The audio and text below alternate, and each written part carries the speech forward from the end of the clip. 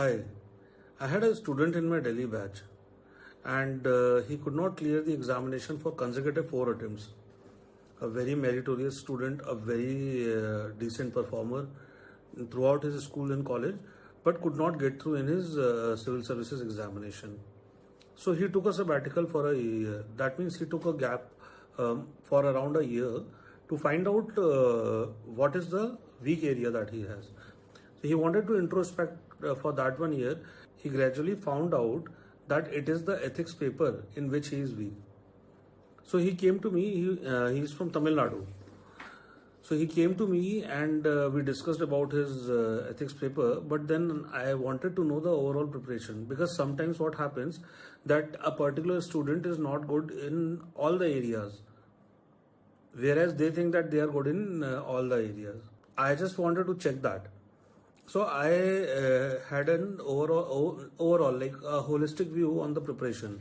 And believe me, this man is wonderful. This man was wonderful in his answers, wonderful in his preparation, and in a very organized manner did he complete the preparation. Not only the preparation, he also did the revision so many times. He was already in the waiting list, but there was something that was stopping him. And as you know, it was the ethics paper that was stopping him. So when we were discussing about his paper, the two fundamental things that were lacking in his paper were, one, the depth of the answers, and second, the breadth of the answers. So what happens generally is that when you are not well versed with the topics that are there in the syllabus, then you lack the depth. But at the same time, if you are not well aware about the conceptual organization of the whole subject, then the breadth is lost. In case if this point is not very clear, do not worry, we'll get back to the same, and while learning in the course we'll be able to do that, so that's not a problem over there. But the idea is that this guy was losing for 4 consecutive attempts. Good that he took a break, and then we worked on his we discussed that, and we realized that ethics is his weak area, which he was rightly able to identify. So what I did was I gave him some exercises, I gave him certain things to work upon, and he diligently worked upon that, persistently and diligently, which are 2 mool mantras for civil services examination as well. So after that, the right next year, merely by improving his ethics preparation, he was able to get selected as an IAS. Today he is posted in West Bengal, and I am extremely happy to tell you that as well, that he's done with his probation as well. So you do need to understand the importance or the place where ethics lies. See, why is ethics becoming an important paper? And why do you keep listening this time and again that ethics is a very important paper? Along with ethics, you would also hear 2 other names, essay and your optional paper. What happens actually, see, first let's understand the nature of these 2 papers, ethics and essay, and then we'll get into the optional for in a very quick manner, and then we'll see how come this comes out to be the most important paper. So ethics and essay are very dynamic paper. Till now, there was no such paper in which rote memorization was not that important. The most important thing was your conceptual clarity, as well as your ability to apply the concepts in the right manner to the right end, which is what started happening with ethics and essay. Now essay is no doubt cumbersome, but again is in line with what ethics offer. In fact, if you see for last few years, if your ethics is prepared well, then you know that how to score in essay as well.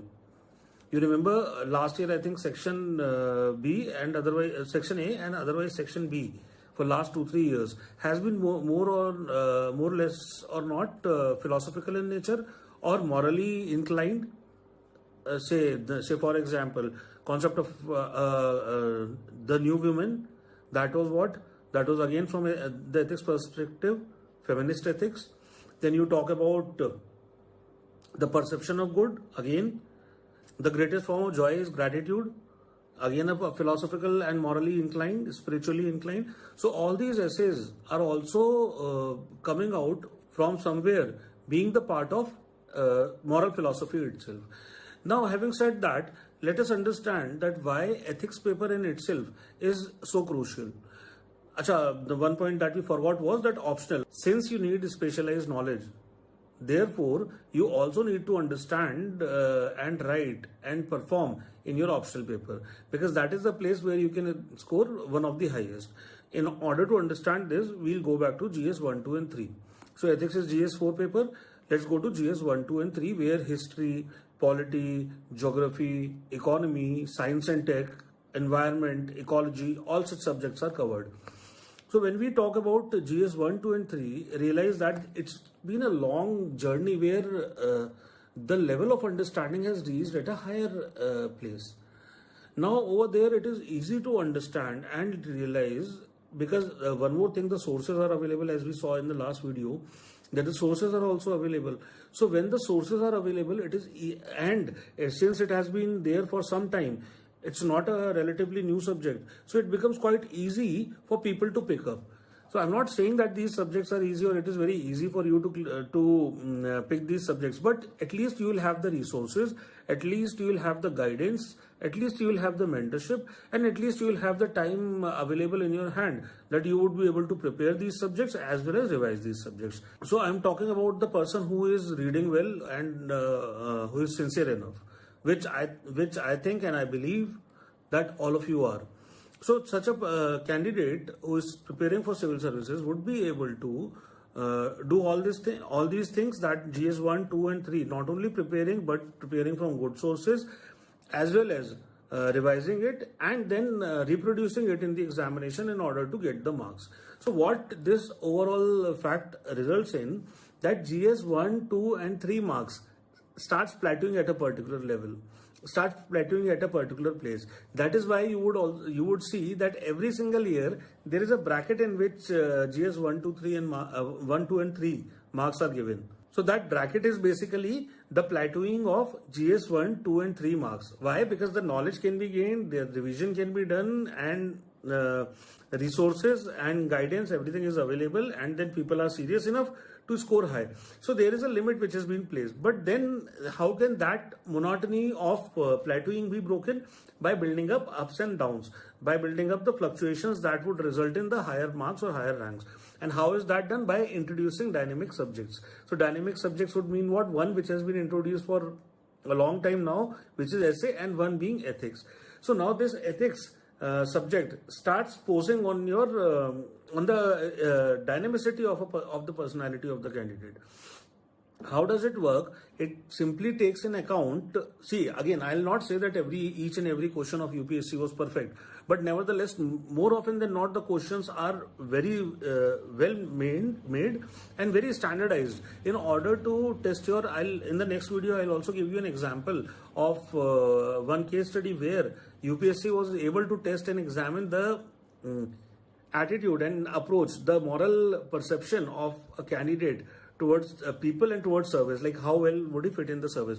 But that is a point to be taken up later. And for now, that there are questions, there are case studies where you would not even know, but you would be examined, right? So in order to understand that, in order to get the depth of it and gauge the kind of spectrum on which this ethics paper tests you, we need to be very, very open to the possibilities of learning the idea of right in a very scientific manner. All right. So because of those, I'll not go very elaborate because then it will become a very long video. But nevertheless, I'll just tell you how does it happen. GS 1, 2 and 3 starts plateauing at a particular place because even if you prepare hard, even then your marks would be at a tabletop position, but not at a very skewed position. Whereas if you prepare well in ethics and essay, you will be able to score higher. So this is why I said that ethics is coming out to be one of the most important paper, and this is the reason why even toppers also say and suggest time and again that ethics is one of the most important paper. So with that, we'll move on to the next point, and the next point is very important as well. See, before going to the next point, I'll tell you something which is interesting as well. As we had seen in the last video, ethics is a paper in which you need to develop the skill. Now, what kind of skill do you need to develop? What subjects in your school were you able to prepare at a faster pace? Was it a social science subject, or was it a science subject, pure and out science subject?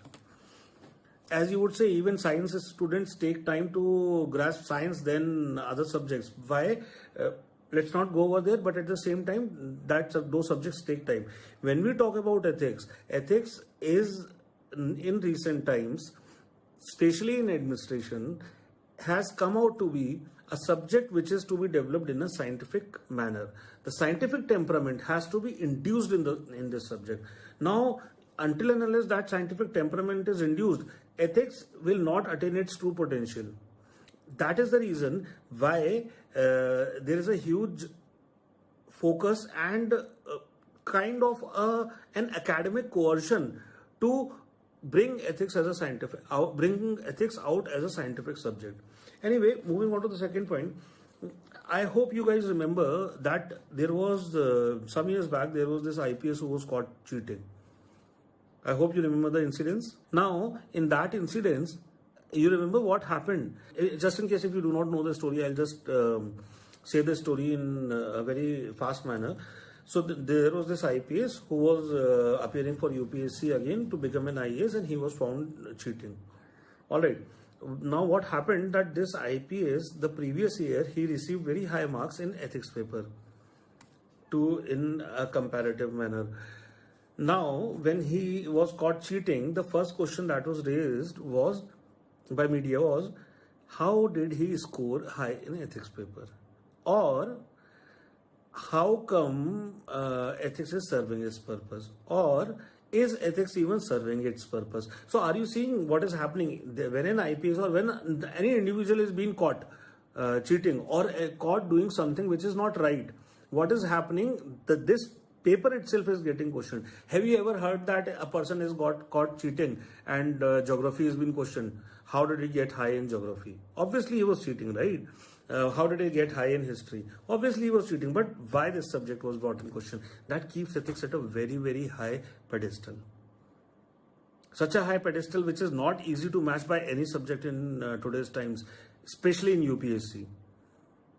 And believe me, if it is able to achieve the potency with which it intended or envisaged to come in, there will be no looking back, and we will start getting good and level-headed civil servants, where morality and their moral fabric and their ethical structure would be so intact that the problems that we face today would not be the problems that we keep facing.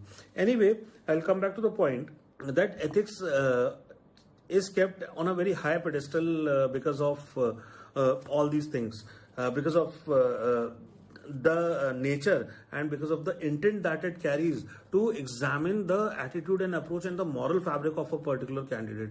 So that places ethics at a very high pedestal, and that's how ethics become very important. And that is the reason why even toppers keep telling time and again that ethics, essay, optional, you cannot leave. A point of caution, I am not suggesting in any way that you are supposed to leave GS1, GS2, GS3.